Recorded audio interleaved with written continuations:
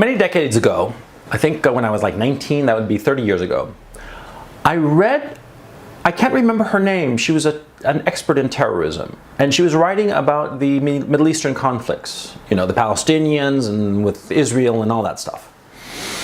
And she said a line, or she wrote a line, that I have remembered over these past 30 years. It's a brilliant line. It's so simple and so profound.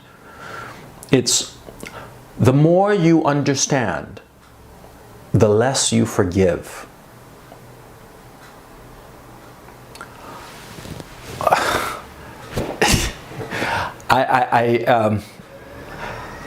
To be quite frank, just saying that sentence is enough. The rest of this commentary is superfluous.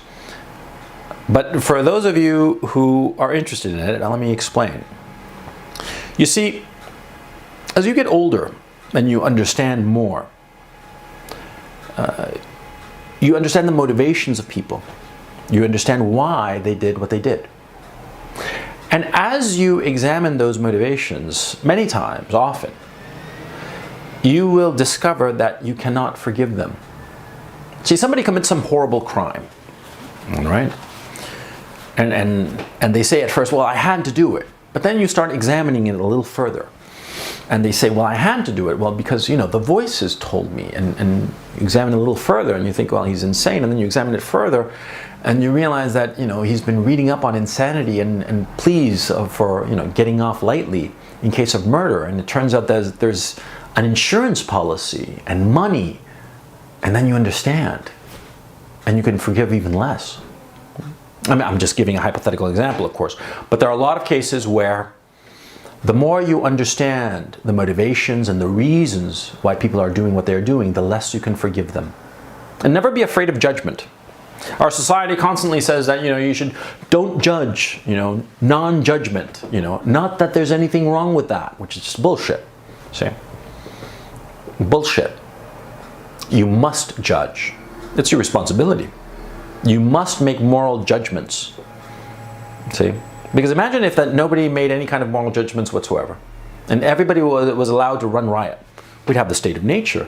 We wouldn't have any kind of society, any kind of civilized society.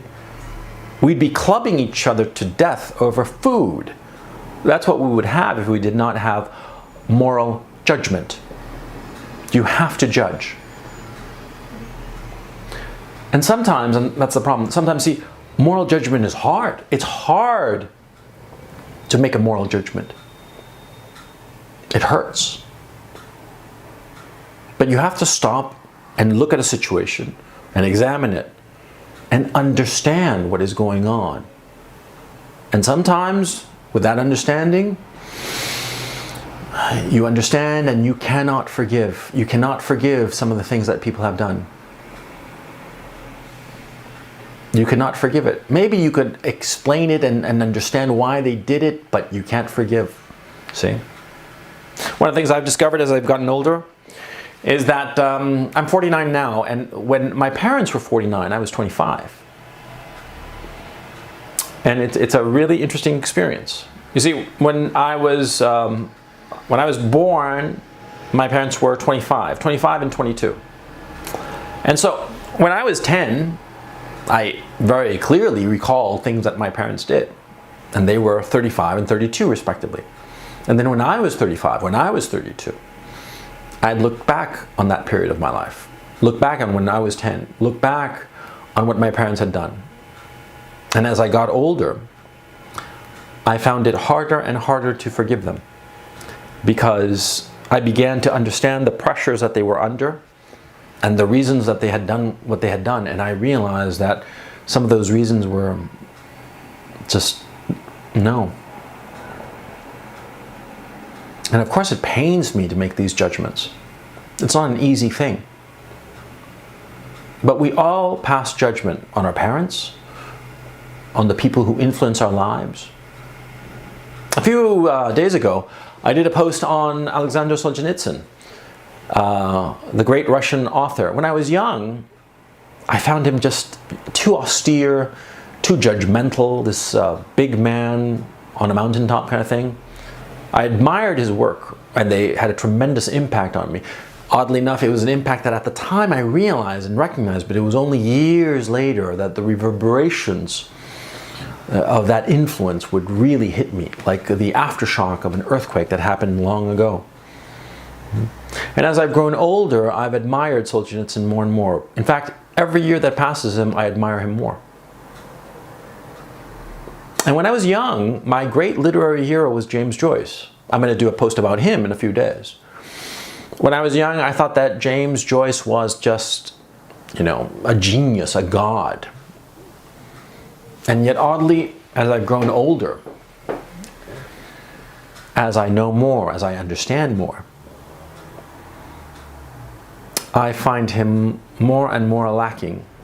Today, when I think of James Joyce, I think of a small little man, nobody to respect. In point of fact, I would venture to say that I've come to despise James Joyce. I despise him as an artist, and I despise him as a man, most especially as a man. See? Because those moral judgments, we can't elude them. And if we're honest with ourselves, if only with ourselves, if only in the dark of the night, we know the truth, and we don't like it.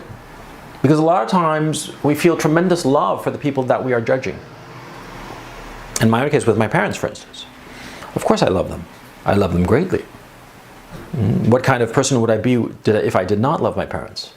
I love them very much. And yet I cannot avoid making the judgments on them that I have made. Because they're true, you see? Because that's the thing, like I've said.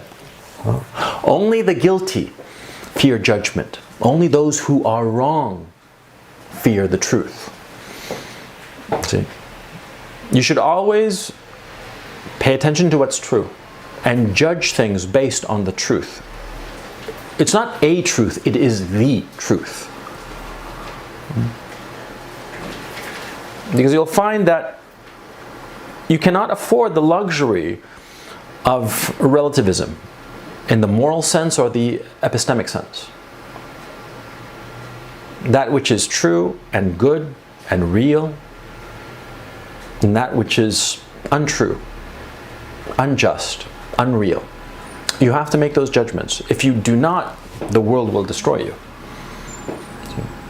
And it will. You have to make those moral judgments. And our society tries to inculcate the idea that moral judgments are anathema, that we should not. We should be permissive and allow people to do whatsoever they will. But that is wrong. That is completely wrong. We cannot have a functioning society where there is no moral judgment. We are already seeing a society that lacks epistemic judgment. The being able to differentiate between that which is true and that which is false, between that which are subjective feelings and that which is objective fact. That blurring of the lines separating the two has caused havoc. Our political discourse, our civil society, it's falling apart. We cannot allow moral relativism into our society. We have done so, but they've established a beachhead. They haven't conquered the whole land. We can't allow it. You can't allow it. You have to make moral judgments. And it is a difficult thing and an unpleasant thing, and I recognize that. But you cannot afford the luxury of being blind to that which is good and that which is evil.